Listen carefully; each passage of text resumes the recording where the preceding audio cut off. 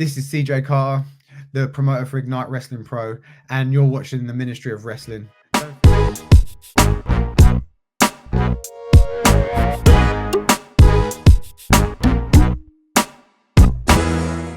Hey yo, it's 1/5 of them boys, so you know what that means. We're here. Okay guys, look, short and sweet. If you haven't seen it, check it. We had one hell of an amazing interview with CJ Carter talking about the wrestling career. Now we're about to go into the zone of him as CJ Carter, the promoter of both Clash and Ignite Wrestling Pro. So look, enough wasted time. Me, Big Tone, CJ Carter, part 2. Check it out. Hope you enjoy it. See ya. No, totally. And as you said, you had to end your career in ring last year, but where every card has a silver lining, doesn't it? Because from that you made the transition from in ring performer to promoter. So tell us about that journey. How was the transition? What were the challenges from going from being in ring to being a promoter? So I actually was doing both at the same time for a good while. So I mentioned that Gene Money was running a promotion kind of up in Milton Keynes, which is Apex, which is still going. It's changed hands a couple of times since. There's other people running it now. But he was running it with someone, and he was putting in a lot of work there, and I was helping him out a lot as well after I've been there a little while. And he wasn't really getting much in return. And I said to him, I was like, look, you're putting so much time and effort into this place, and the other guy's taking all the credit for it. And I was doing a lot of the kind of video stuff for him as well, like all of the edit, because I'm an editor, like that's my kind of shoot job. So I was doing all the video editing and all the promos and all the stuff to go out on social media and stuff. And I was like, look, between you doing all the booking for the shows and all the graphics for the shows and sorting everything out on show day, and me doing all the video side of stuff, and he was doing all the social media stuff, I was like, and we're not really getting anything in return for this, really. The other guy's just taking all of the credit and finances from this place. Why don't we do something ourselves, man? Why don't we put this time and effort into something for us, and a place where we can give some of these guys an opportunity as well? And he was like, yeah, that sounds like a good idea. Where should we do that? And I was like, well, obviously where I'm from, Bournemouth, I was like, there's no wrestling promotions around there, and I know there's wrestling fans. And also, if I'm honest, there's not really even much on for families to do or people to do in the area. There's next to nothing. There's a cinema, and in the summer you're lucky if you get maybe some family fun days or something. There's not a whole load of stuff that goes on, and there's no theater there anymore. That's gone. So you don't really get shows coming to town, stuff like that. You don't really get circuses coming in. There's not really a lot for families to do. And I was like, let's put on shows in my area, and we'll get a mix of families coming out and bring the community together. And I know there's wrestling fans that will come, because a lot of my friends are wrestling fans and they will come. And so it was like, okay. And so we put our heads together and we came up with Pro Wrestling Clash. We started that in 2018, and we ran that for 2 years. And so I was doing that while I was CJ Carter, and I had some really fun matches on Clash as well. I wrestled Spike Trevay on there, who's the current Progress champion, and TK Cooper and Chuck Mambo, who are Sunshine Machine now. So there you go. Yeah, so I wrestled them individually in 2 different singles matches before they were a tag team, actually. And I remember me and Gene saying, when they were talking about getting together as a tag team, I was like, oh, they're so good as singles. I don't know, is it going to work as a tag team? I was like, why would you want to? Because they were doing pretty well with singles at the time. And I was, do you really why ruin that? And now look, they were probably the most successful tag team in the country. What the hell do we know? We said the same thing about Lewis Howley and Sam Stoker as well, who went on to be pretty deadly. Kit Wilson and Sam, and I love Sam. I can't say enough good things about Sam. He's one of the nicest people you could ever meet in wrestling, ever. I don't know if he'll hear this but if he does, I just want to say, Sam, you're bloody amazing, and I loved every single match I had with you. And it just, honestly, it still sticks with me to this day. It's just one of the nicest people I've ever met. He was always super nice to all of my kids and my stepkids. No ego whatsoever, and I had quite a few matches with him and bloody loved them all.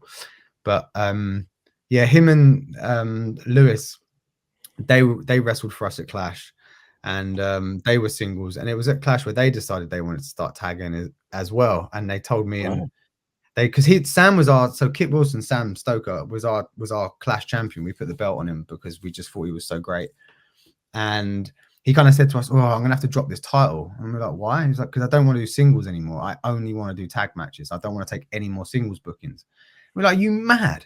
Like you're our like top star, you're our champion," and he was just starting to take off as a singles star as well at other places, and we were like, "You're mad, Sam. What are you doing? Like, why are you chucking this in for a tag team?" And he was like, "No, I've got a good feeling about this tag team." And me and Paddy me and G Money, Paddy's Gene's real name, we couldn't have been more wrong on both of those accounts, on Sunshine Machine and Pretty Deadly. Jesus Christ. One is now the most successful team in this country, and the other is on bloody SmackDown. So there you go. Like, so never listen to my opinions on tag teams, because what the but yeah, so anyway, we ran Clash for 2 years. You know, we had some great names come through there who were like before they blew up, that we kind of knew from the scene. So like Cara Noir, we were friends with, so we brought him in, and he was our first champion, who then dropped it to Sam Stoker, Kit Wilson, and we had sort of like Connor Mills on there before he blew up, and Michael Oku before he was a big huge name, and Tate Mayfair, and obviously Pretty Deadly and Sunshine Machine, and yeah, it was like bringing in like a lot of the. We had El Fantasmo on 2 of our shows as well. So like right before he joined the Bullet Club and went to New Japan. Like, so we had some cool names on Clash, and it was doing pretty well. And then the thing is, Paddy's career just started towards the back end of 2019. His career just blew up, man. He got booked for Progress. There you go. There he is, G Money, my boy. I'd say now, without Gene, there would be no CJ Carter and there would be no Ignite. It's as simple as that, because he's the one who really pushed me to come back and wrestle under him at Apex, and that's where CJ Carter was born. And without him, we wouldn't have started Clash together, and then without Clash, there wouldn't be Ignite. So he is a huge part of everything that I've done and still do today. So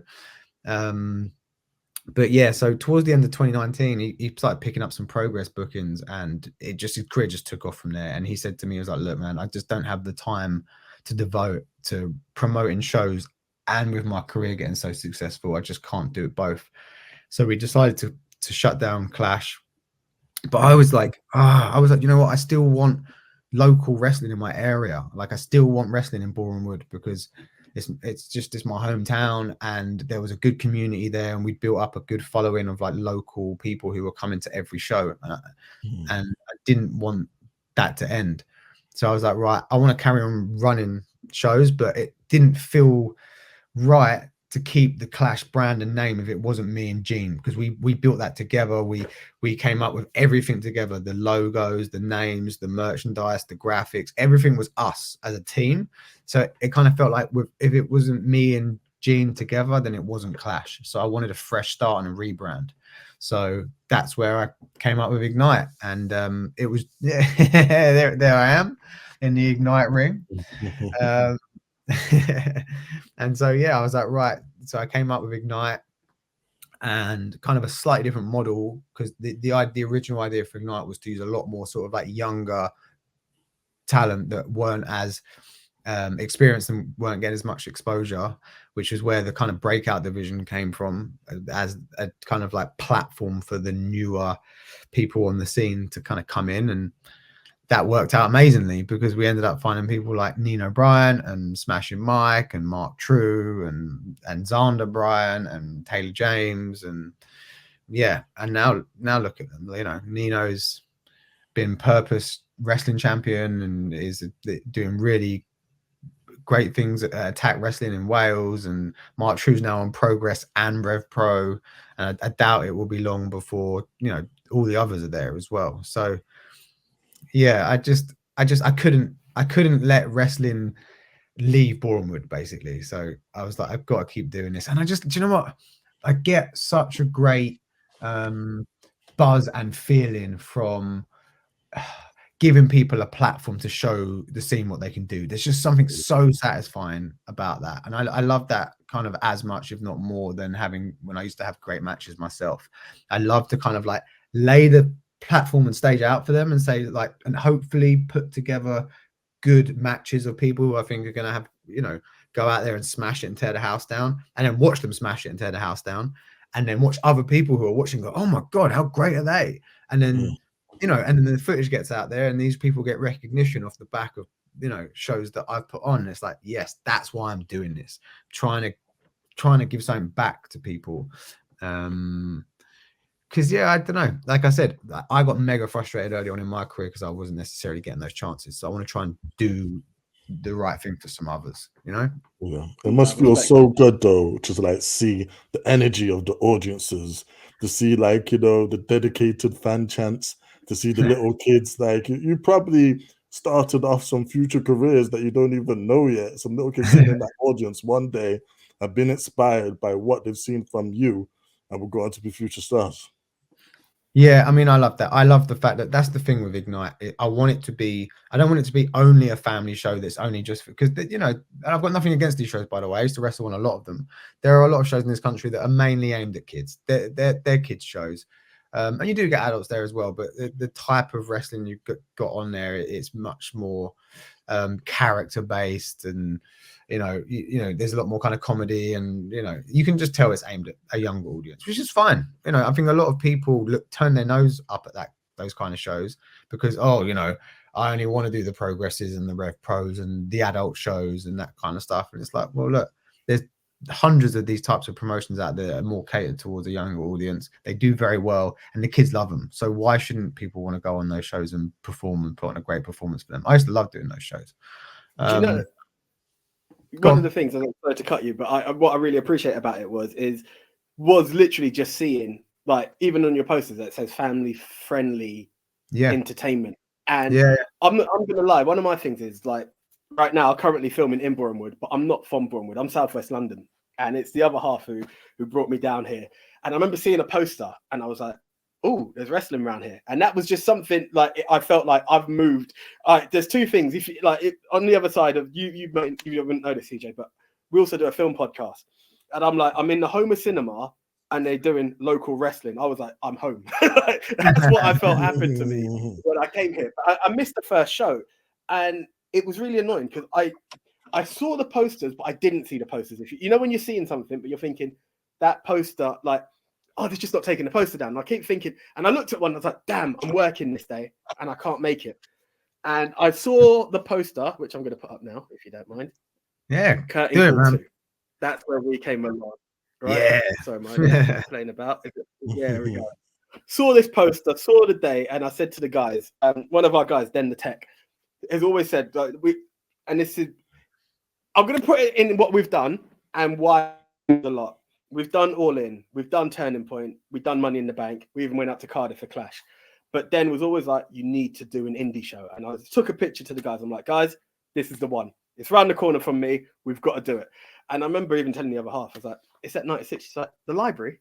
I was like, there's obviously a room there. No one's going to be doing like an elbow drop off the bookshelf. Do you know what I mean? I was like, relax.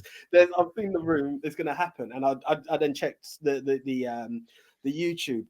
And what was fun, and I've warned the guys, because I don't know if you heard us on the day, we can be a bit heelish. We have sometimes. Yeah. I noticed that. And I said, guys, it's a family-friendly show.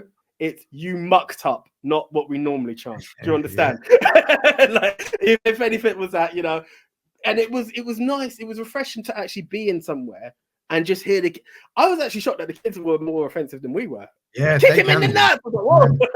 They can be feral, man. I'm telling you, like those kids, like, but yeah, and it's like, I wanted it to be for everyone. Like, I don't just want it to be aimed at just the children. I want to put on an indie product that adults can enjoy. Because the thing is, right, my friends all love wrestling, and they're not going to come and watch my shows if it's only aimed at the kids. And so I need to be able to put on a product that people of my age, so mid-30s, and you know, can come and enjoy and watch and go, whoa, that was just an incredible indie show. But also, if it's just an indie show, the kids they're gonna get bored. If it's just like 6 matches of straight indie wrestling, they're gonna get a bit bored. So you need to kind of tailor it for both, and that's what I've always tried to do with. We did the same with Clash, and I've tried to do the same with Ignite. I want to make it open to everyone. I want adults to come and enjoy it. I want kids to come and enjoy it. I want families to come and enjoy it. I want people who've never seen wrestling before to come and enjoy it and be like, "Oh my god, that was amazing! I want to come back every time." We bought one. So yeah, that's what it's about, man. That's what it's about. And at the end of the day, I'm a wrestling fan. I have been my whole life. So I try to put on shows that I would want to pay to go and see. So that's awesome. yeah. Now, as a wrestler turned promoter, there's a lot of questions I'm going to ask you about being a booker, trying to know how to find the talent and all of that. So I might as well make it into all one question, because we've got all of that, and I'm going to put this picture up because I just thought this was absolutely awesome and I love the talent. And you talking about breakout stars. Here we've got Jackson Hart, Harrison Leon, and Danny Izzet. And you've got all of these guys, and I'm going to show the winner eventually because we loved everything that he brought. But how is it to like come up with the concept of knowing who to book, who's going to win, who's going to go over, who's going to take the fall, as well as coming up with something as like, I love the concept of the breakout tournament final, the whole like someone coming out. It's like a Money in the Bank, but it's not. People are getting eliminated via pin as opposed to over. How did you come up with that concept? So basically, breakout division, like I said, generally the concept was I want a platform for newer guys to come in and there not to be any pressure on them. So like I wanted it to be marked as a breakout division, so that they didn't necessarily feel like they had to match the standards of some of the other people on the card, because if they've been wrestling 1 year or 2 years, you're just not going to be the same standard as someone that's been wrestling 10 years. It's not possible. So, but also a place to just find those hidden gems as well. We're like, oh my god, this guy is going to be bloody amazing. And so that, and so the idea was to run a tournament through the year and have the final at the end of the year. Now, in the first year, we just did a straight 4-way. It was just a 4-way match, first pinfall. No, it was elimination 4-way, sorry. But it was just 4 people starting the ring. That's it, elimination. And it kind of came down to Nino and his brother as the last 2. And this year, I wanted to do something a bit different. I didn't want it to just be a carbon copy of last year's. So I remembered that at Clash, we used to do we had a Meteora division, which was like our X division, basically. Like I was a big TNA fan back in the day, so I loved the X division. So I just kind of copied that and called it the Meteora division. And we used to do a match called the Meteora Eliminator, which was me and Gene basically stole from Progress. I don't know if you've seen their Thunder Bastard matches before. They've actually got one. I'm going to see it live at the end of the month, actually. 28th of January. Yeah. So you'll see the Thunder Bastards match is just the breakout division final / the Meteor Eliminator. So when you see it, you can say, "Hey, you stole that from Ignite." Actually, me and Gene 100% stole that from them. And yeah, so we just stole the concept from, and it's just a cool way. Like I've always thought it's a cool way to get multiple people in a match when it's not a rumble, and it just makes it a bit more, I tell you what, fans love the entrances. They love the anticipation of someone else coming out.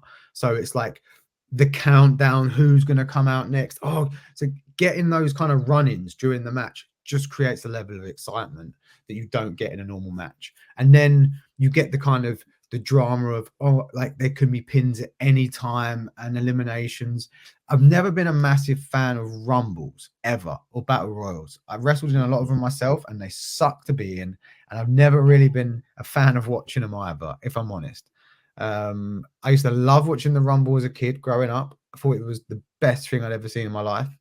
But as I got older, I don't know. I don't know if you enjoy them or not. You might enjoy them. Some of my friends do.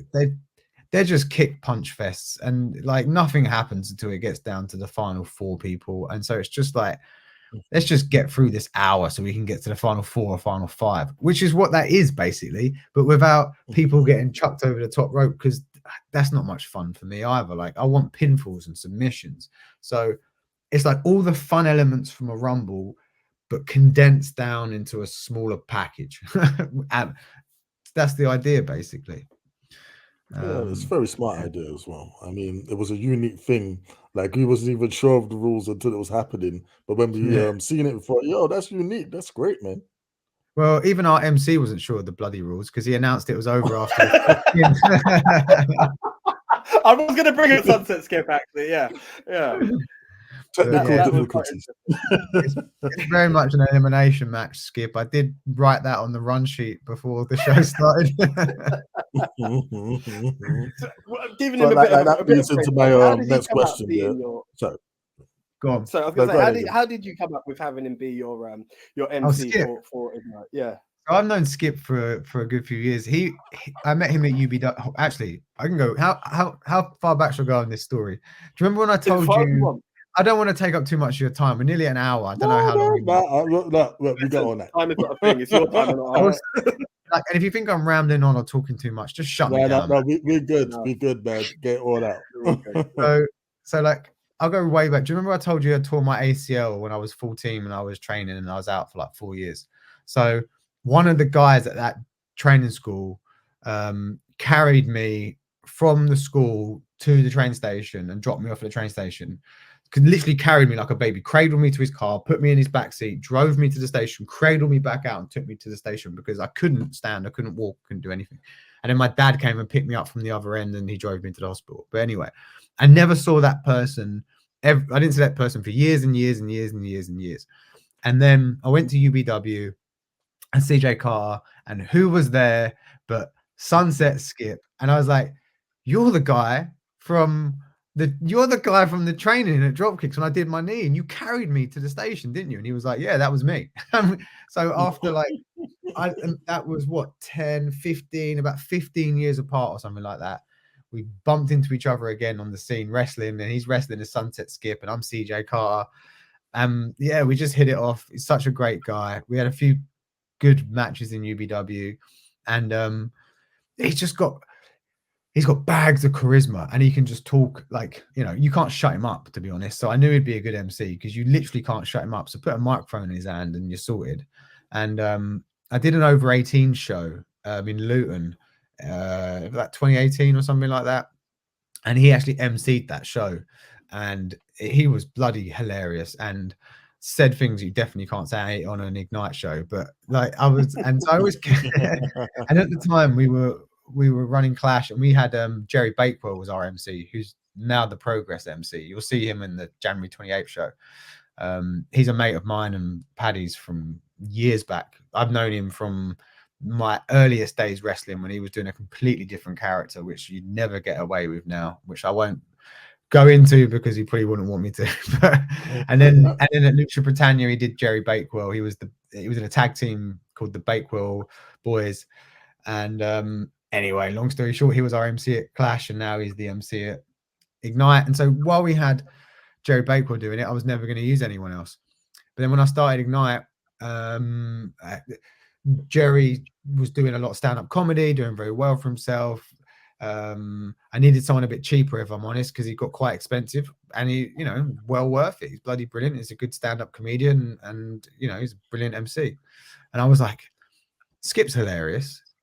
Like, Skip doesn't shut up. And when he did that over 18 show as an MC, he was great. I reckon Skip would do well. So I gave him a shout and I said, look, I haven't got a spot for you on the card to wrestle at the moment, but I thought you were great as an MC on that over 18 show. How do you feel about being the face of Ignite? And he was like, yeah, I'll give it a go. And 2 years later, he's still there. And I wouldn't do a show without him anymore. I bloody love him. I think he's great. That holds every show together like glue. Yeah, I think he's great. Love Skip, and also go way back to him carrying me to the station when I tore my ACL. So that's correct. That's excellent story. So, like, what are some of the other factors you have to consider when planning and organizing your events? Sorry, just sticking my laptop on charge before it dies and you lose me completely. Hey, just we all been there. God, sorry. Oh yeah. So, what are some of the factors do you have to consider when planning and organizing your events for Ignite? God, I tell you what is the hardest thing, and it's happened to me on this show, and it's happened in almost every show I've done, is I try to plan months in advance, because people get booked up at places sometimes for a whole year. Sometimes people book up 6 months in advance. Some places will just book weeks out, which is like a bit of a nightmare, because you don't know who's going to be available. But obviously, if you're a big promotion and you book a few weeks out, you're going to get who you want pretty much anyway, because they're going to just, even if they've got booking elsewhere, they're probably going to pull out of that to take your booking. So I want to make sure I get the people that I need, because I try and plan out stories a year in advance ish for like the main stories. Like, yeah, so like the breakout division is like a year-long story, and I've got a few stories this year I've been trying to play out. I've got a story with Mark True and Smashing Mike that's been running since last year. So, and I when I was on Clash, I ran a story with Taylor James, which ran for a whole year, and then him and Nino ran for like 8 months. So we try and do like long stories. I mean, look, we only do 5 or 6 shows a year. So a year sounds like a long time, but really 5 or 6 shows is not a long time to do a story. So we just don't have that many shows.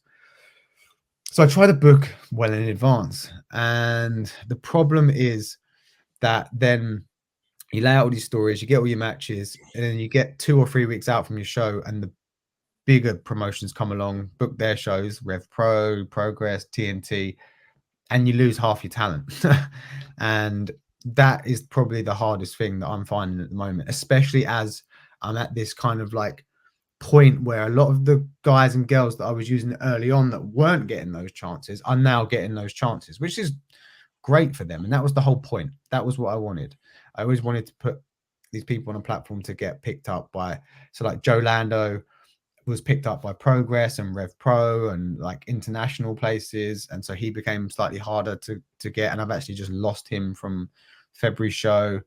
And Mark True was only really wrestling for me in WrestleForce when I started working with him. There you go. And I can't say enough good things about True. He's bloody amazing, and he's been on every show since the second Ignite show.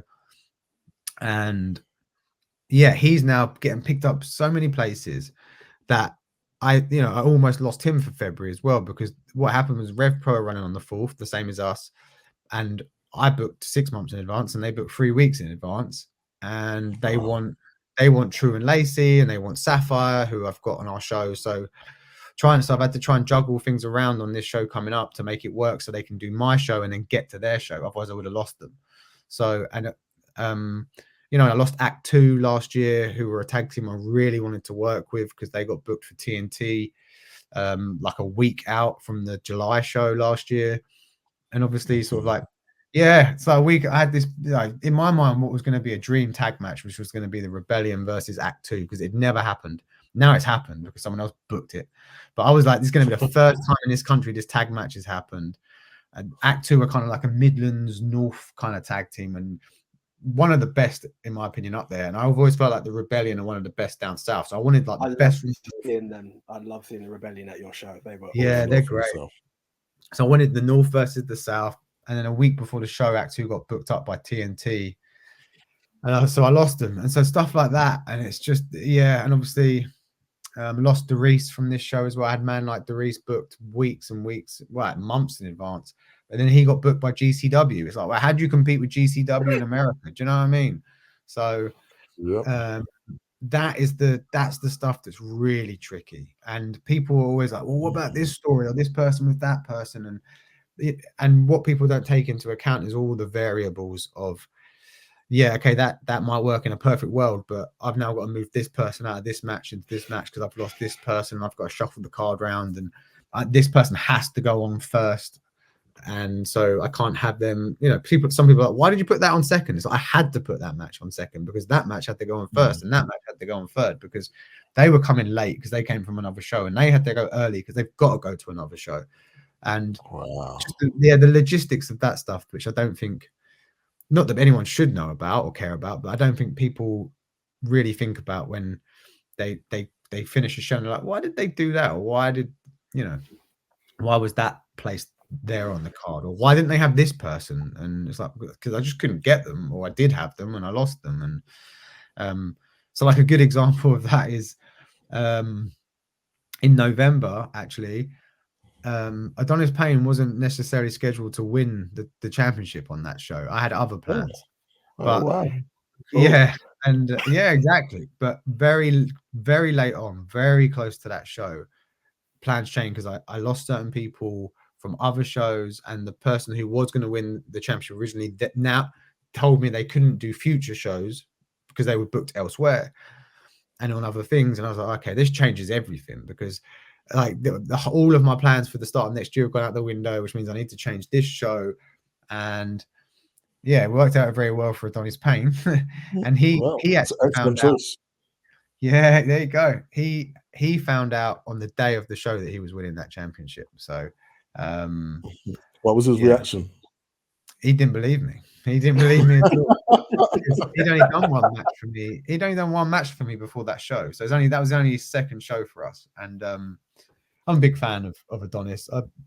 I had one of his first matches at UBW as well. So it was actually me and Charles Crowley were in a tag team. We'd done the big feud thing, and then like they brought us together as like the Macho Man and Hogan. Do you know, it was like Mega Powers. I turned face, and we came together as like the Mega Powers type thing, the two big baby faces. And I wrestled Adonis Payne in I think it was his first ever main show match. So he had done like some student shows. So like when you're training schools will put on shows. But this was his first show on a main show in front of a big audience. And it was him and Truman Roswell versus me and Charles Crowley. And I was really impressed with him. And I was like, wow, this guy's so new and so young that he's going to be great. So I kept an eye on him and always watched his career progress. And then when I felt like he was kind of like, he was there, he was ready, I was like, right, let's get you in. And so the idea was always to build him up and have him win the breakout division and go on, you know, to win championship. But it was fast forwarded, like, yeah, and then like, I don't know, that was on like plus 30 or something on the fast forward in the end. It skipped forward about 12 months. And I said to him actually, do you know what? I wasn't going to tell him until right before the match. I wanted to keep it secret for the whole day and then tell him before his match, because we'd only decided like the night before this was going to happen. And then what happened was I told Gene Money that it was going to happen because he was being cashed in on. And then Gene told Adonis and didn't realize he didn't know during the show. And then he comes up to me and goes, Chris, I'm like, what? He's like, what's this that Gene's just told me? It's not what? And I was like, oh God, he's told him, haven't you? He was like, yeah. I'm like, yeah, you're going to win the championship tonight. He's like, what? No, it's not. You're joking. And then for the whole rest of the show, right up until the match, right? So he's backstage behind the curtain. Gene's wrestling out front with Corey. He comes up to me and he's like, are you sure you want to do this? Like, are you sure you want to do this? It's like, dude, I need you to go and cash in. So I need someone to cash in at this stage, because neither of those two people can leave with that championship tonight for various reasons. So if you ain't going out and cashing in, someone is. So make a decision. Make a decision. I have decided on you. I'm 100% set on it. I'm not joking. I'm not winding you up. He just didn't believe it right up until the point he went out there and did it. That's amazing. He wouldn't believe it. No. Well, I'll tell you what, like, we were sold. You might have heard us in the audience chanting for him to cash in. Do you know what it is? Like, and this is nothing against Gene, because him and Corey put on an awesome match, and I'm going to bring it up later. But we, as I said, we kind of I don't know what it was about your show, and I can't say this. Everyone was a mega talent, but we just liked the styles that the heels were bringing. So the minute we saw Gene win, it was like, this is awesome. But we just started like, we were like, nah. We're like, bring the pain. That's all we were chanting like at that point. So if he had it, he might have thought we were in on it as well. But it was just like so much amazing talent, and we were very happy with that outcome. It was a nice surprise. Yeah, it worked out really well. Do you know what? It wasn't the original plan. It wasn't even like, it was like plan 7, I think. I had so many ideas for what we were going to do with that title and who was going to win it at various times, and it all fell by the wayside through various people retiring, people getting injured, people getting booked on other promotions. It just kept changing. But in the end, you know what? It couldn't have worked out any better. The cash-in, it went down a treat. It was brilliant. It was a shock. It was such a good shock ending to the year and a good shock ending to the show. And it couldn't have happened to anyone nicer. Do you know what I mean? Adonis is going to be huge. I tell you that now. He is definitely going to be a big star in this country. And I'll be proud to say, yeah, he was our champion a couple of years ago when he's like the biggest name in the country. So That is absolutely 100%. awesome. We've mentioned Mark True, and that is a name that for me, like thanks to Ignite, I'm familiar with him. And we were at Uprising, and all of us are leaving, and I see him jumping over the barrier to get ready to break the ring down, and I'm like, "You're Mark True, right?" And he's like, "Yeah," and I'm like, "Mate, I saw you at Ignite. I loved everything you've done," and it was just really nice to have that connection. And I think for the breakout tournament, it is working. So yes, your card might be getting screwed left, right, and center, but you are definitely putting guys on them. No, I could only imagine what that's like, because I have like perfectionist sides to me, and to have someone just screw me, like not even screw me over, like for the better of it. I'm going to be honest. I've just seen a message come through now. I'm meant to be on annual leave next weekend, and they've put me on a rota for my other job, and they're like, I'm like, I'm going to go back because I don't want to mess people up. And I can imagine it's the same for you. Like, as you said, you're seeing people getting called for GCW.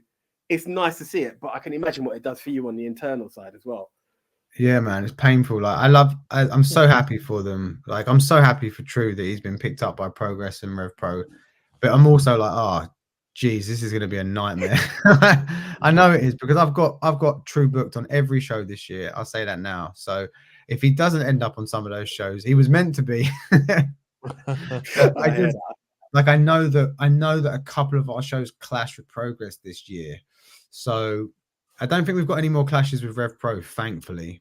But I know a couple later on in the year do clash with Progress, and they're really high on him. So it could potentially end up being an issue. And it's how I lost kind of like, I had Warren Banks. I don't know if you ever saw Warren Banks wrestle. He was he's just retired recently as well. He took on Gene at Progress, right? Yeah. I saw the promo for that, and this is after watching, like, catching on to who Gene was for yourself, and I was like, I would have loved to have seen that. That promo that Gene gave him was mint.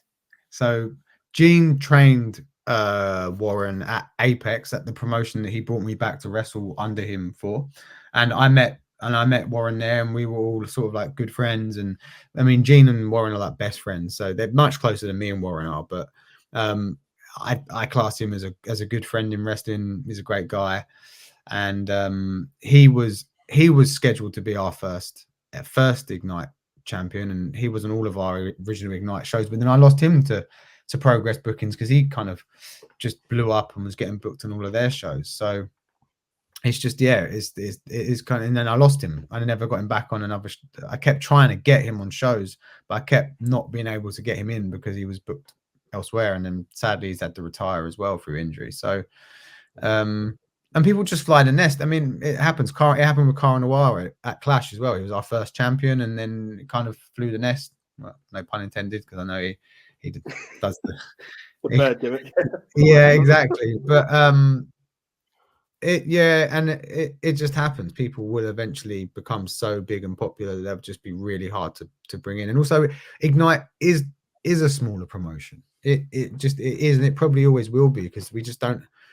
It's not like, it hasn't got the big mega finances that a Progress or a Rev Pro or a TNT or OTT have. It is a shoestring budget. I can tell you that much. it is like run on, whatever we take on the door goes back into the wrestlers' pockets, and that is it, really. It's not like this mega profitable thing.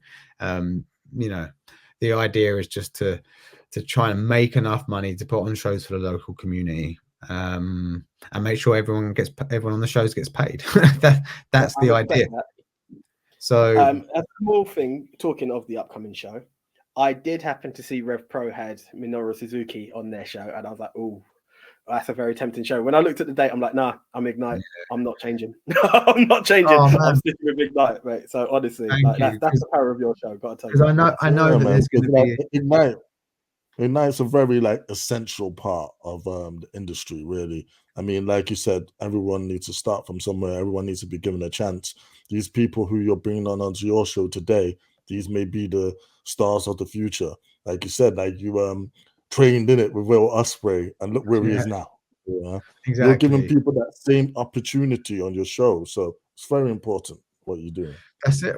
I mean, and look at Kit as well. Ospreay's obviously now just signed for AEW. For my money, he's the best wrestler in the world right now. I don't. 100%. I got to throw the image up, CJ. I got to do it. Sorry, I can't say enough great things about Will. He really helped me out in my career as well. So obviously, wrestled him quite early on in his career and trained with him early on in his career. And he just went on to be like big, huge, giant superstar around the world.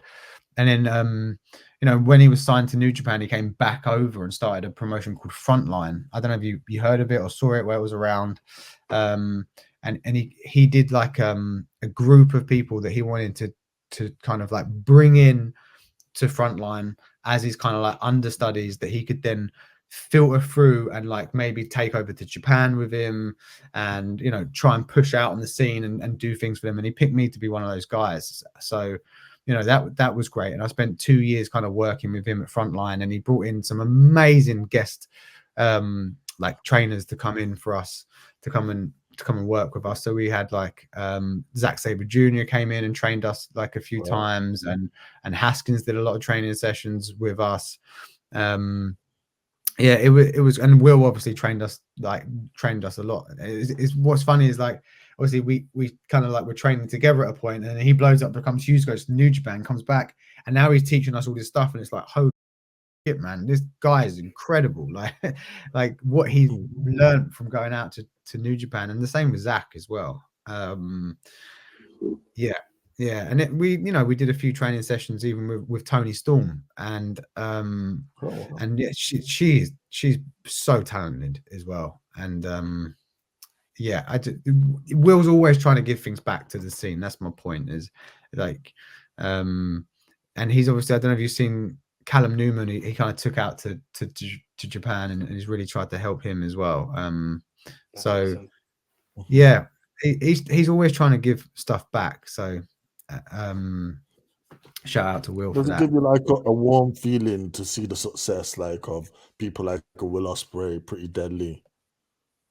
Yeah, it does, especially when they're good people, because not everyone in wrestling is, if I'm honest. So there can be a lot of egos. I'm sure anyone who's honest and has been around wrestling for a while will say that.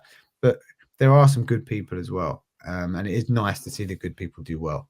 So yeah, I always take great pleasure in watching Will wrestle, and to be honest, just as a fan as well, like there's not anyone who I like watching more than Will's matches. He is genuinely, I think, the best wrestler in the world right now. I don't know what you two think. I don't know. I agree. More and more, it's harder to disagree. And like we again, turning point. I'm not trying to plug anyone else while talking Ignite, but we went to Turning Point. Away, man. Plug everyone. we went to Ignite, to Turning Point for Will. That's pretty mad to say that, considering the card that Impact had. And we went to Uprising again for Will, and each time, like seeing him on TV is one thing. We saw him at All In, and that's against Jericho. Do you know what I mean? Who is one of like most people's Rushmore. And each match, not only did he win, but he puts on such a performance. It's harder and harder to vote against Will. Each match I think he gets better. It's absolutely insane. Yeah, and he's really changed his style as well, kind of through necessity, because he had a lot of neck problems. He injured his neck quite early on in his career, and he was doing some crazy sort of like some of the bumps he was taking, and a lot of the high flying stuff he was doing. He wasn't going to be able to carry on doing that forever. So he's obviously he's packed on a fair bit of size. He's changed his style. He's more of a heavyweight style now. Yeah, and he's still the best in the world, even though he's almost completely changed his style and the way he wrestles. It's just like I've honestly, I've never met anyone or seen anyone who is so naturally gifted. I can tell you that now from like not just watching his matches, but watching him train. And you don't really need to teach him how to do stuff. You just tell him do this, and he just like honestly he just does it first time every time. It's not like, for me, that didn't come to me like that. I'm not like a natural athlete, as it were. Do you know what I mean? So I'd have to practice stuff 5, 6, 7, 10 times, get in this, go to the training school 3 times a week, run through it, and eventually I'd get it and I'd nail it. And it wasn't like that with him. He would just get in the ring, try it once, and it was perfect every single time, first time. And it's just the natural gift that man has for wrestling is insane. I've never, honest to God, never seen anything like it. Yeah. Now, you may not know tag teams, even though you have booked the Odyssey a few times. So I respect it. But I will say you have got an eye for some talent. Now, based on posters that I've seen for Ignite and based on the talent I've seen in the ring, I'm just going to throw up a few pictures here and just like how you came across them and what you see for them, because thanks to you, I've been following their journey.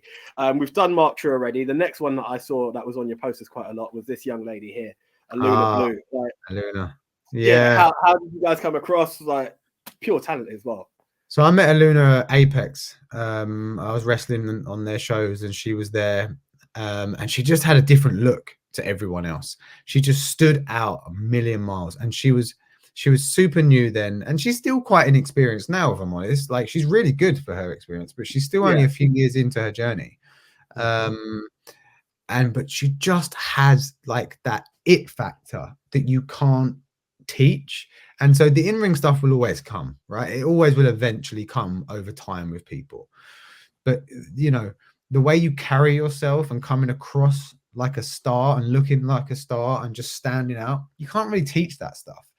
And I just saw that in her immediately. And I was like, yeah, she will be great for our audience. And so I brought her in initially, you know, to use her probably in one match and maybe bring her back at, you know, at a future point. But she just, everyone took to her immediately. The kids loved her, the adults loved her. And I say she's probably one of, if not the most popular people we have on our shows now. So, and she's, you know, when I met her, she wasn't really, you know, working at loads of places. She was really new. And now she's wrestling everywhere, and she's wrestling top talent and big names on the scene as well. So it's great to see. That's awesome. That's awesome. Another one I'm going to bring up here. Talking of Mr. Popularity, Smashing Mike. Smashing Mike. I love Smash. Oh my God, do I love Mike. I've done a lot of car journeys with that man, and he is one of the funniest people you will ever meet. I love him. I love Mike. He don't get tired. Do you know what I mean? He'll tell everyone, he don't get tired. He don't do bum weight.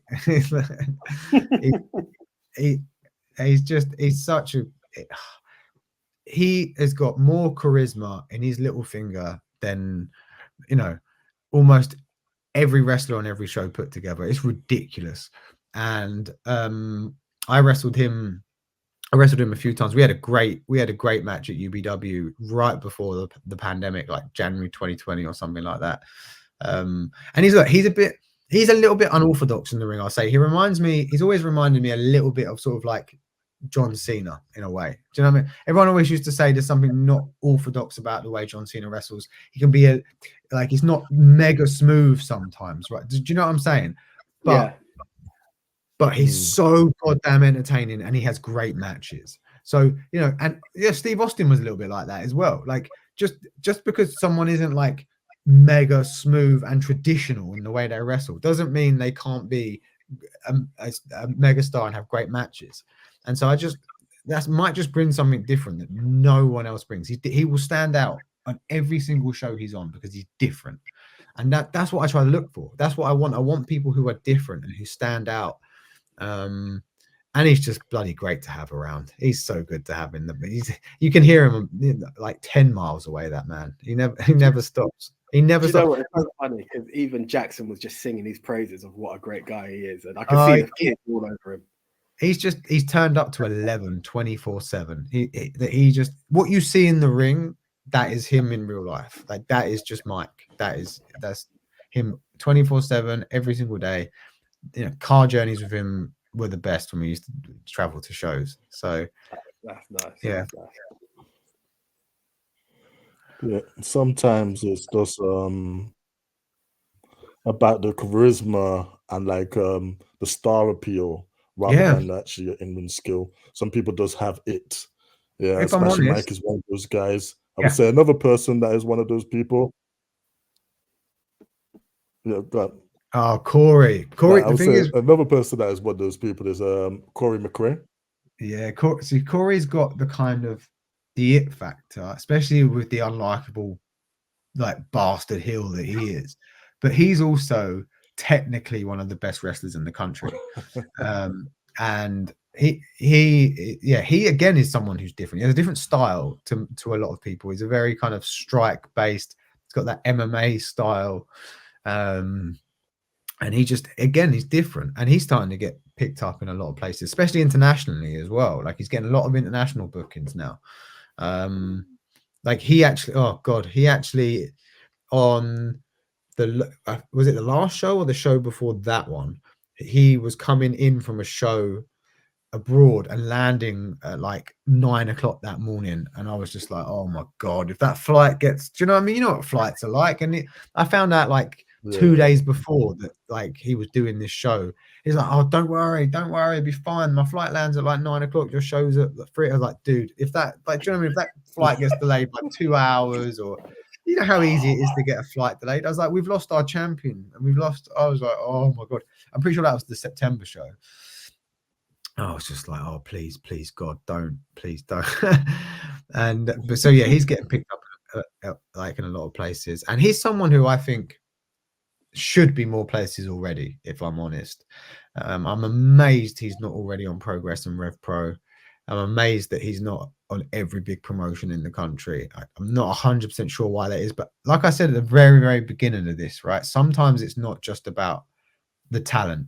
You'll look at a wrestler and go, he's as good as all of those people on those shows. So why is he not there? Because it's actually as much about who you know and what circles you're in with, and if you get on with certain people, and the politics of it all.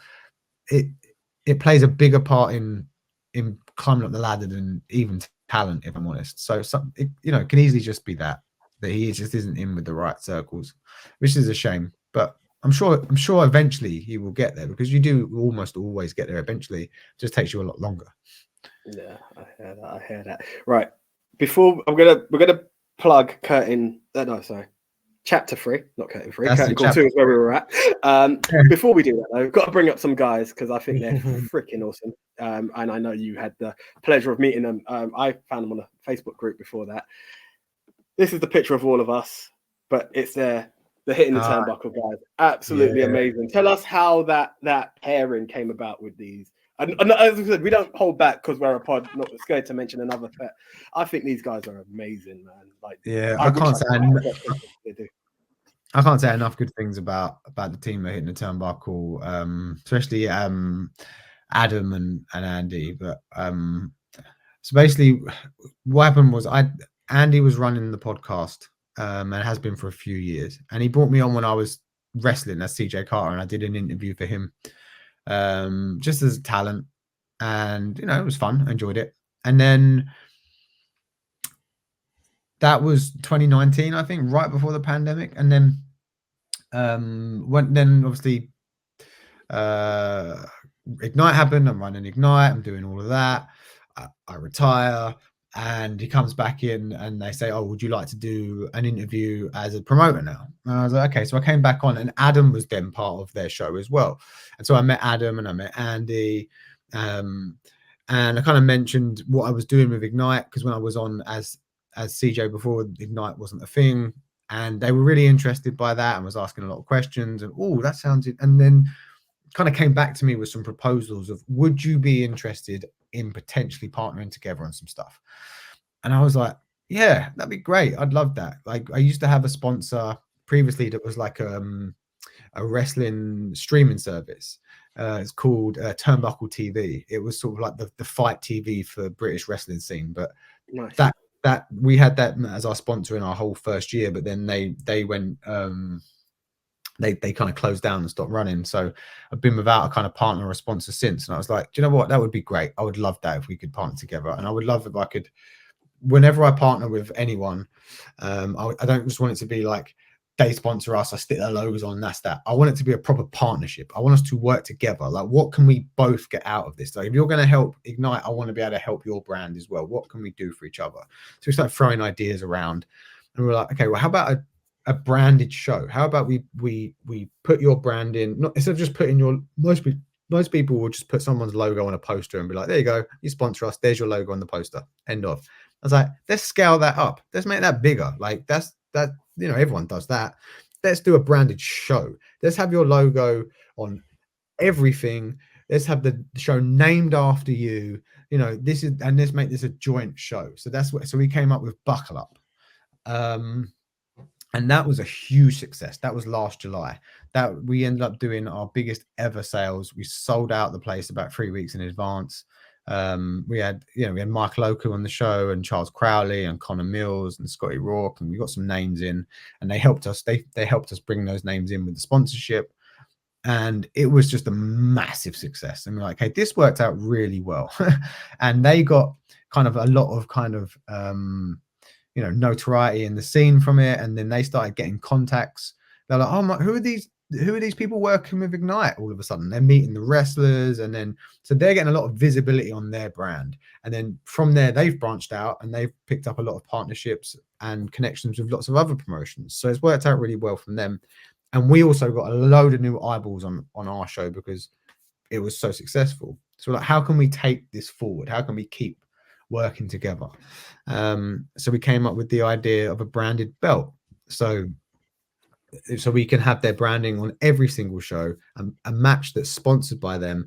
And obviously we've got the belt made, it's got their logo front and center on the belt, and they've come out and done a few kind of segments in the ring since then, and we're trying to get them involved as much as possible, and we've just been working really closely with them ever since.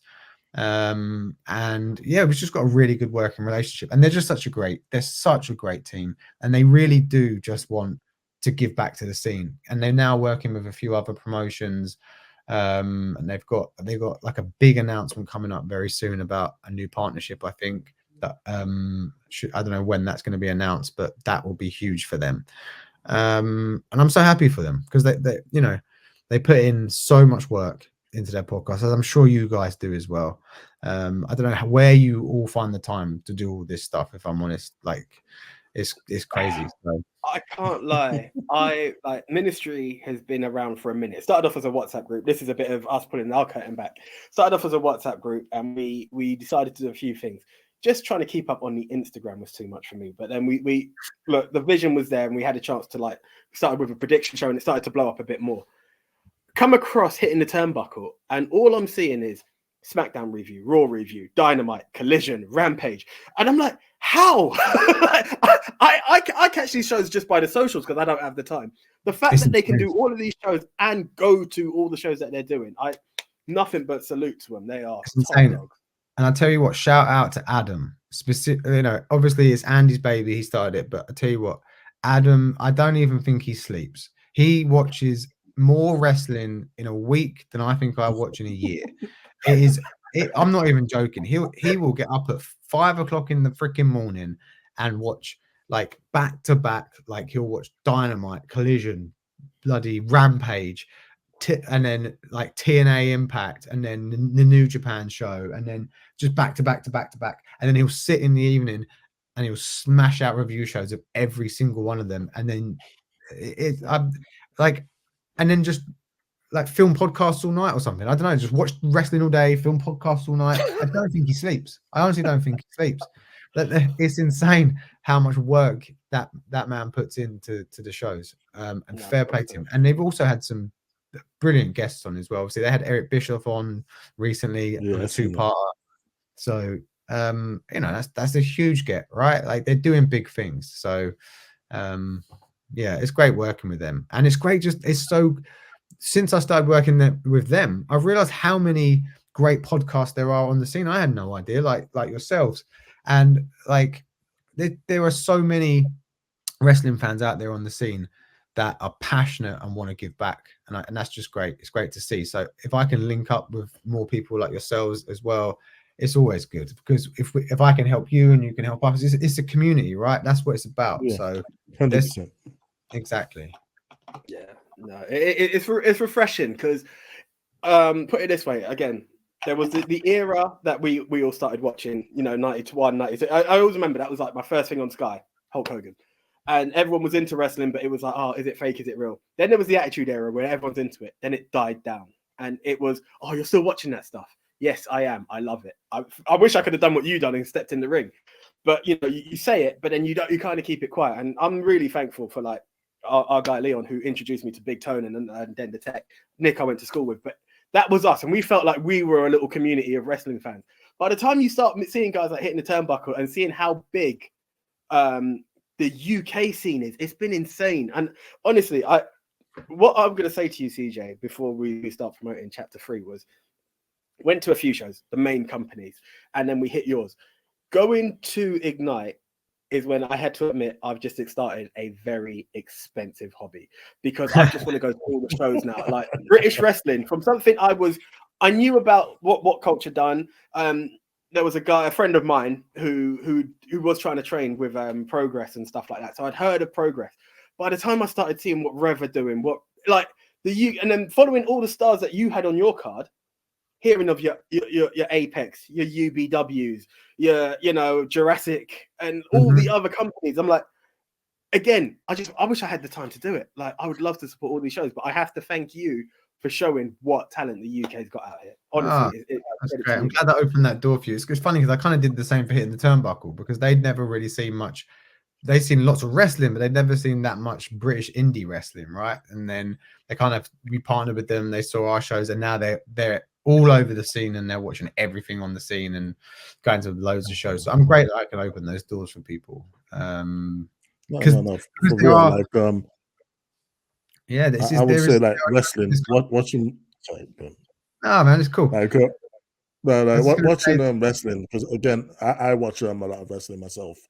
Like, maybe not as much as Adam did, but I try and watch all the major shows. And again, like, even the main shows is just 10 hours a week. But then when you factor in your TNAs, your MOWs, your Ring of Honors, your NWAs, your New Japans, you're racking them up. And then like we come to a whole new different division where we start to look at like the British wrestling scene. It's its own world. And then to like go to a show like Red Pro where they all collide, you're getting people from all over. It's like wrestling is sort of a multiverse these days, yeah.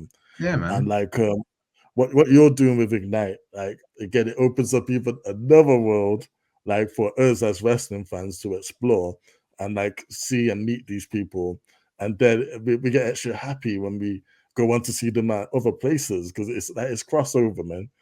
And again, like this all coming together, it makes our experience that much more dynamic as fans. That's it. And like getting to follow people's careers and see them progress and see them have killer matches. It's great. Like that's what it's about. And there are shows in this country multiple shows in this country that are as good as anything you'll see from WWE or AEW. That just because they're not, in front of 30,000 people doesn't mean that the people on the shows aren't as talented. That's the thing. So we was actually saying that like while we was watching Ignite, and we actually did a Ignite review, and we actually say that as well. Like there is not much difference at all between those who you see on your top shows and through those at somewhere on the indie scene, like Ignite Wrestling. Yeah, and that's the case across the entire scene. That's not just an Ignite thing. Obviously, I'm really grateful that you say that about my show, but from having wrestled on dozens and dozens and dozens of promotions myself across the scene, and it's like you wrestle people and you watch all the matches on the show that you're on, and you're like, these people are amazing. These people could easily slot into WWE tomorrow or AEW tomorrow, and there's hundreds of them all over the country.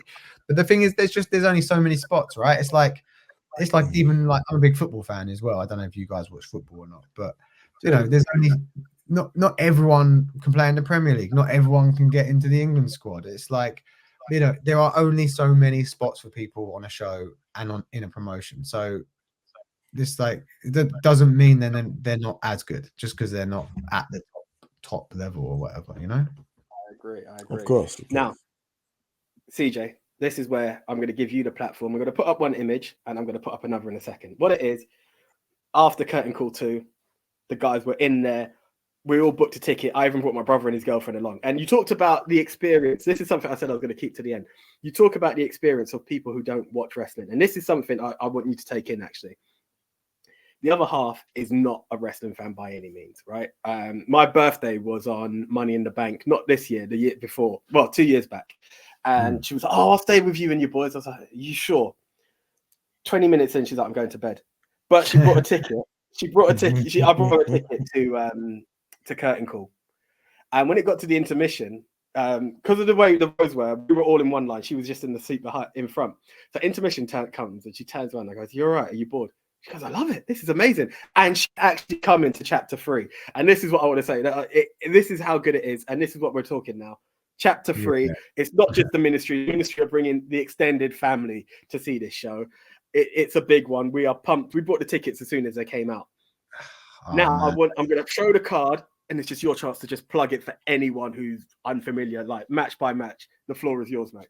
Oh, thanks, man. Like, firstly, let me just say that's like, I'm so happy that your partner enjoyed the show and that you're all coming back. Like, it's such a good, you bring such a good atmosphere, and like that's what we need. We need the wrestling community at the show. So like, thank you so much for coming back and for coming to support, and hopefully we can put on another show that you and your partner, all your friends and the whole crew will love again. But yeah, so chapter 3, obviously this is kicking off our 3rd year as Ignite. That's why it's called chapter 3. It's the 3rd chapter. And you know, thanks to, as kind of mentioned it, thanks to hitting the turnbuckle, we've kind of scaled up a little bit since July last year and kind of really bringing in some of the best names in the scene. So I kind of like, we'll start from the bottom there. So we got Maverick Mayhew's coming in, making his debut. So he's a member of CPF, Close Personal Friends, who are part of Progress and part of Rev Pro, and you know, absolutely smashing it on the scene right now. We had Joe Lando and Danny Black on the last show. They're over in Belgium wrestling for Bodyzoy over that weekend, and so we have the 3rd member of Close Personal Friends coming in to wrestle Taylor James from the Rebellion. That, you know, that could well steal the show. So for people who haven't seen Mayhew yet or are not as familiar with him as Lando and Danny Black, honestly, be prepared to have the show stolen.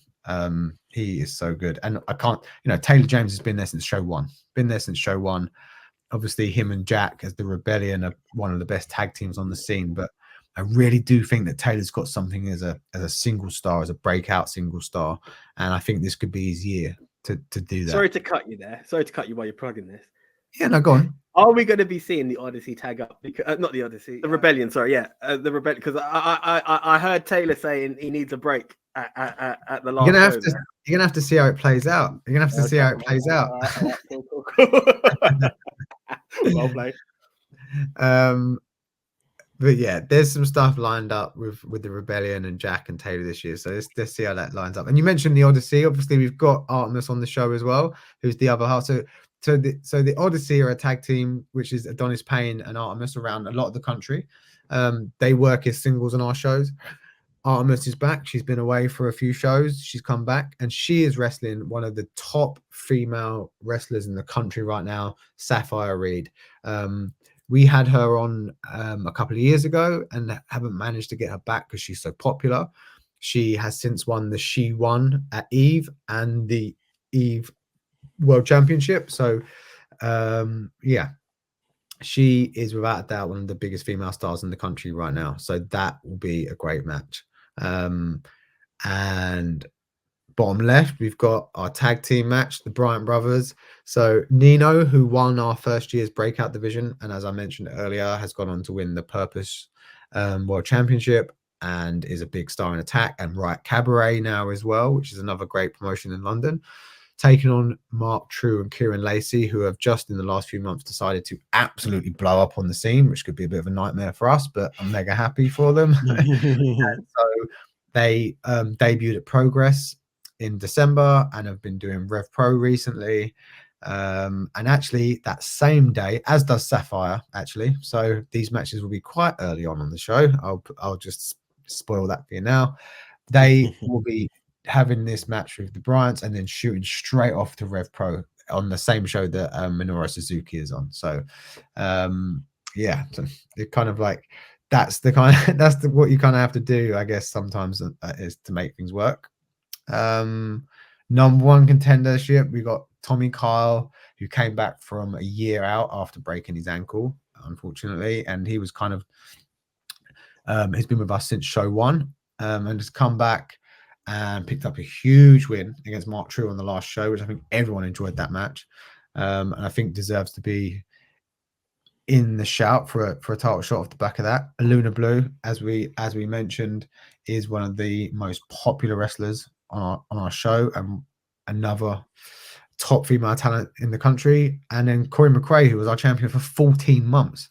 I mean, we've only existed for just over 2 years, and he was champion for 14 months of it. So he's been champion of our promotion for over half of the time that we've existed. So that is a clash of 3 of the biggest names in Ignite over the last 2 years since the very beginning. So that holds a lot of weight. And to be honest, I'm looking at this, and any match on this card, any match could be match of the year, match of the night.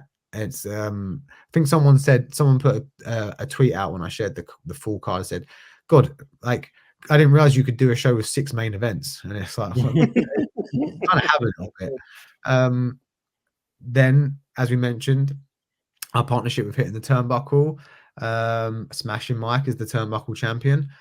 You see him holding the championship there with the Hitting the Turnbuckle logo on the front, and he will be making his second title defense against Eddie Dennis, who is a legit legend on this scene. Has pretty much done it all. Progress World Champion, Progress Tag Team Champion. Signed to WWE NXT. Ended up being a producer for them for a while as well, and then recently left WWE and is back on the British wrestling scene, and we are lucky enough to be bringing him in to Ignite to make his Ignite debut. So that is a huge debut for us, huge.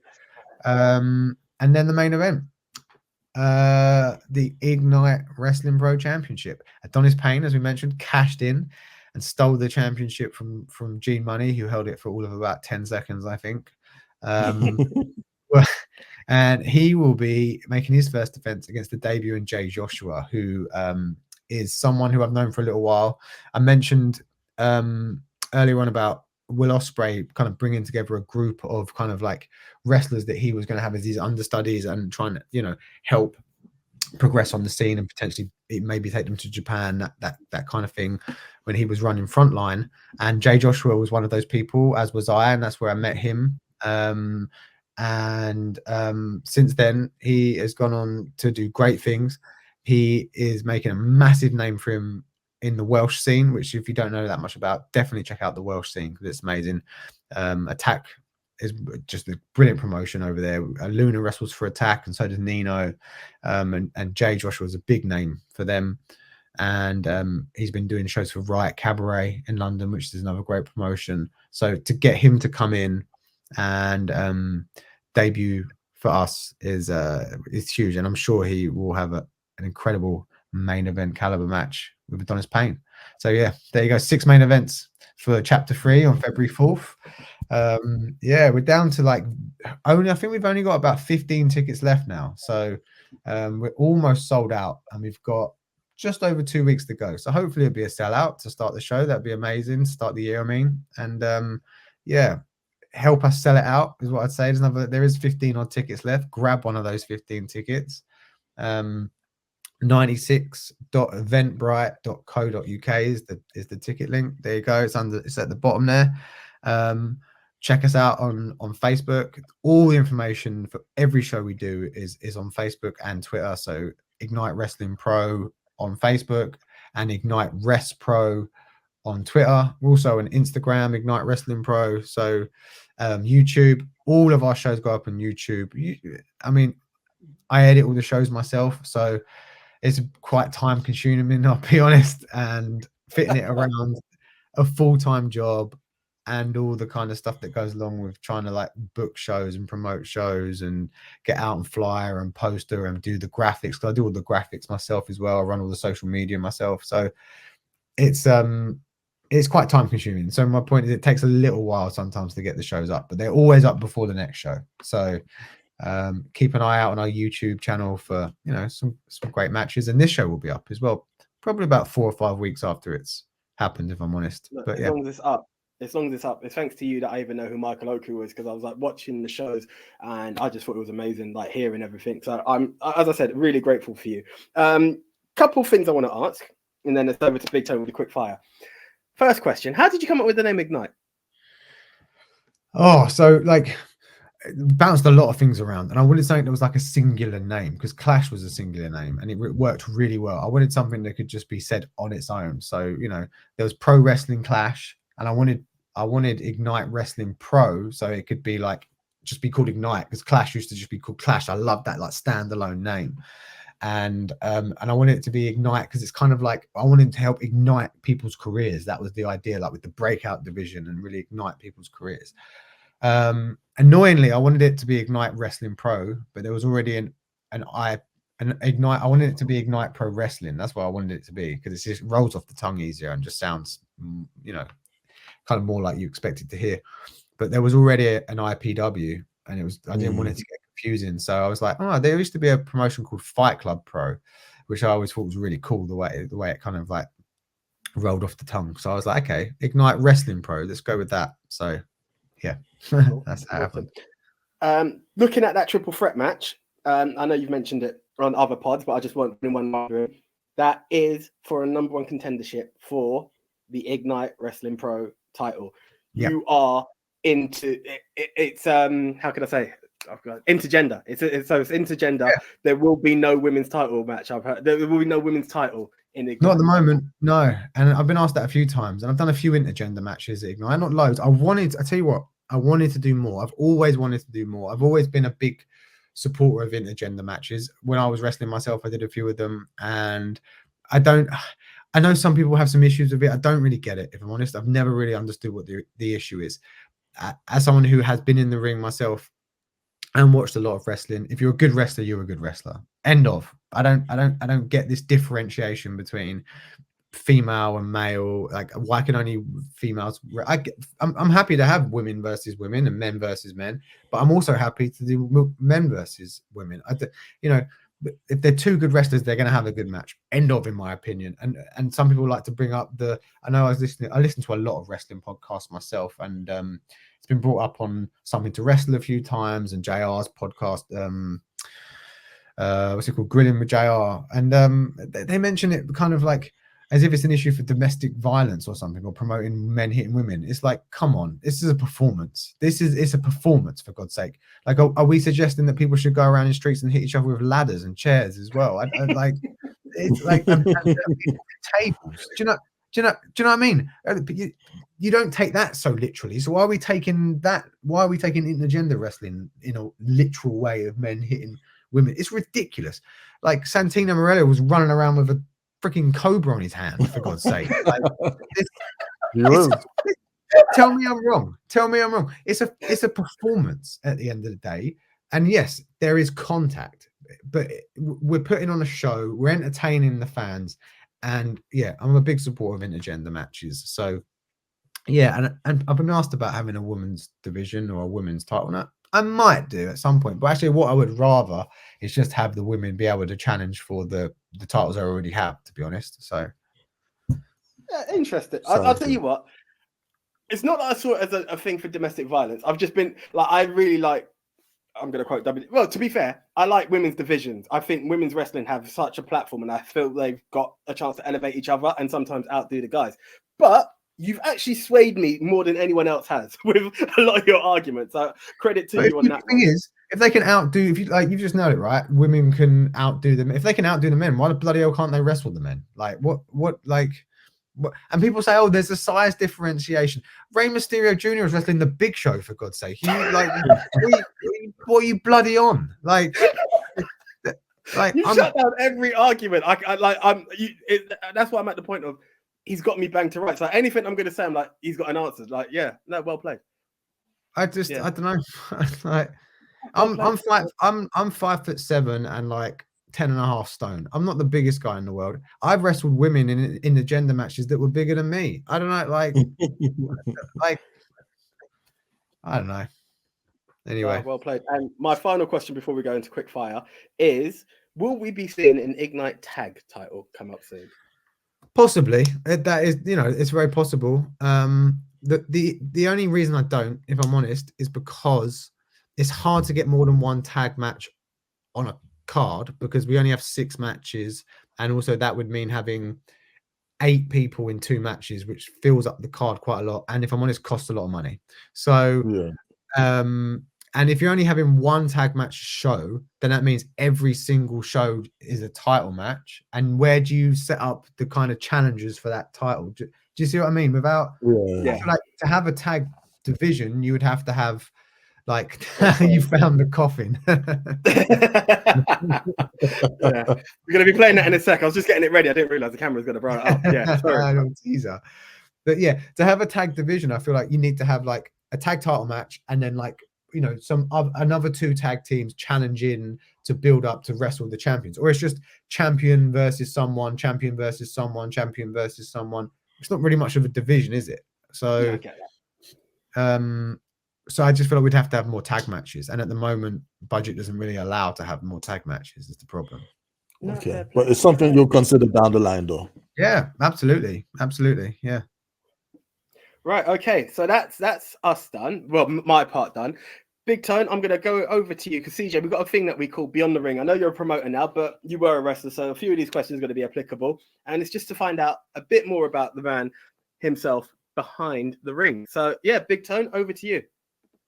Okay, so we'll start off with match you're most proud to have competed in. Well, sorry, I'm so distracted by watching those cool shots, man. Can you ask me that question again? Yeah, match you're most proud of competing in. Most proud of probably the Haskins match, I reckon. Yeah, me and Haskins. Cool. Your cheat meal? My cheat meal. Oh god, so many. I reckon a Domino's or Chinese or curry. Oh my god, I don't know. curry. I'm gonna go curry. Yeah, I do try it like. I like once a week. I like to treat myself to something, and probably it's going to be one of those 3, if I'm honest. Domino's, Chinese, curry. But I think curry. I'm going to stick curry up. That's the one. Brilliant. All right, hobbies outside the wrestling world. Football, man. I'm a big football fan. I love it. I used to play football. I'm not the best footballer in the world, if I'm honest, but I used to play a lot of 5-a-side and stuff. So, and I'm a big West Ham fan. And I watch a lot of football, especially now I'm not wrestling. Because when I was wrestling, I was, you know, Friday, Saturday, Sunday gone. So I'd miss all the games. I got in late, so I'd miss match of the day. And then like I was just missed. I barely had time to watch football when I was wrestling. And now I've got loads of time at weekends. So I watch tons of football. Yeah. Cool. If you had to skip a day at the gym, what would you skip? If I had to skip a day at the gym, cardio day. I go to the gym 7 days a week, man. I love being in the gym, and so I try to never skip a day in the gym. But my least favorite day is cardio. I do because who likes doing cardio, man? I don't know. I usually tend to just put either just like wrestling on or a podcast on and just listen to the rest. I'm so distracted by watching me get hammered in the ring. I'm just like, I'm just getting like, I'm just like, oh my god! It feels like a lifetime ago now. If I'm honest, it's a bit strange to watch. Like, it's quite surreal. I'm like, oh my god. Did I really used to do that? Like, no wonder I'm crippled. Mate, but it's an awesome highlight reel. Thanks, man. It really is. All right, so leaning into that, your dream match with any current wrestler, who would it be? Osprey, hands down. Not even like, straight off the bat. Don't have to think about that one. Brilliant, man. It's a good choice as well. We'd love to see it. All right, so dream match with an opponent who is no longer with us or no longer wrestles. Shawn Michaels, absolutely. He is my 2 favorite wrestlers of all time are Ric Flair and Shawn Michaels. But for just pure in-ring work, Shawn Michaels, no one's better. No one comes close. So what did the WrestleMania match do to you? Oh my god, that is my favorite match of all time, man. You have no idea how much I've watched that match. I could like recite it move for move to you. As you can imagine, you get my 2 favorite wrestlers of all time wrestling, and it was a bloody amazing match as well, in my opinion. It's just perfect storytelling. Yeah. The ring psychology was off the charts in that one. Oh, what a story! What a story!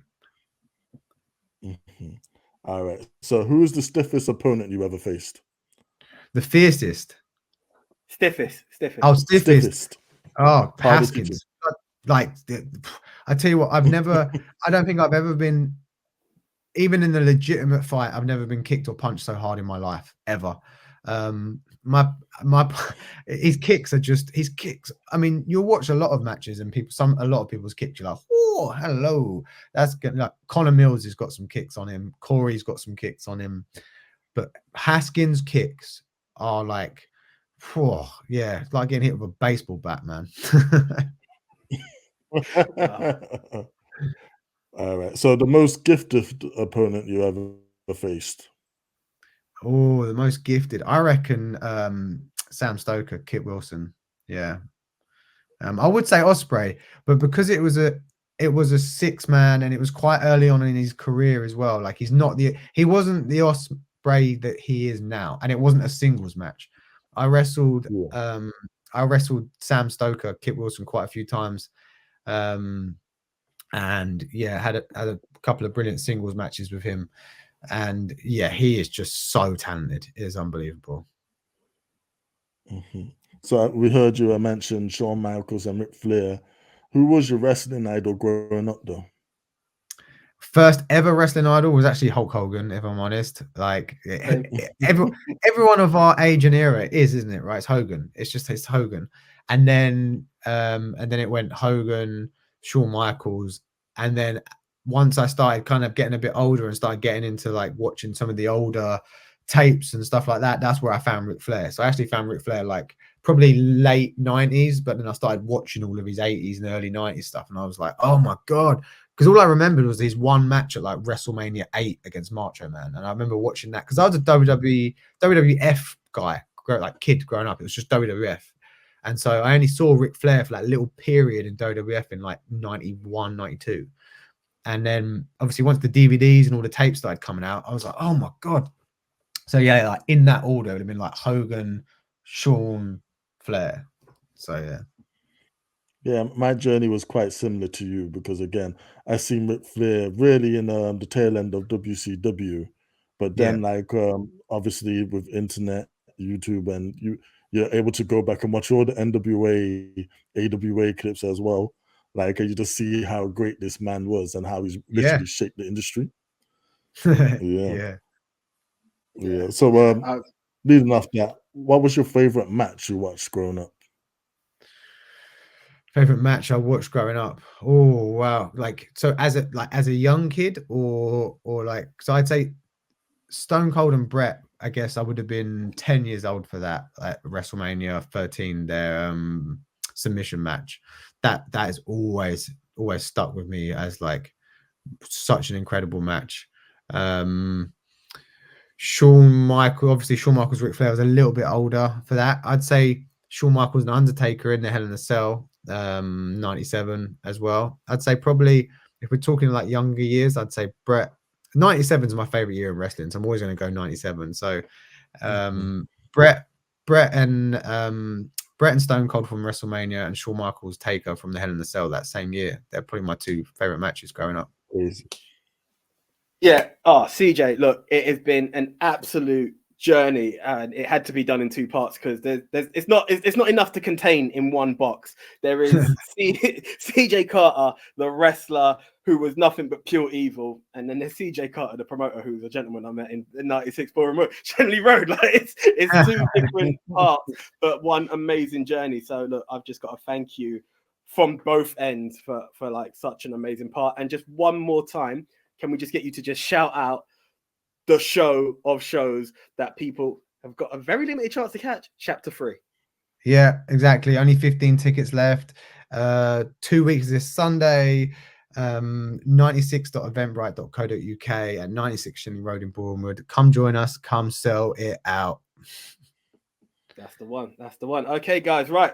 So it's been another exciting show. Check it out. Hopefully, look out for the MOW because we're going to be at Ignite for a lot of shows. Also, you meet hitting the turnbuckle guys and the stars. You get a chance to be in the ring one more time. I'm going to throw that up one last time because it is one of I'm not gonna lie to you, it's our profile picture on our WhatsApp group. Yeah, man. And that's In a wrestling ring, one of the biggest moments, and I can only thank CJ, and Ignite for that. But guys, until the next time, I am the one AJ Anthony Jordan.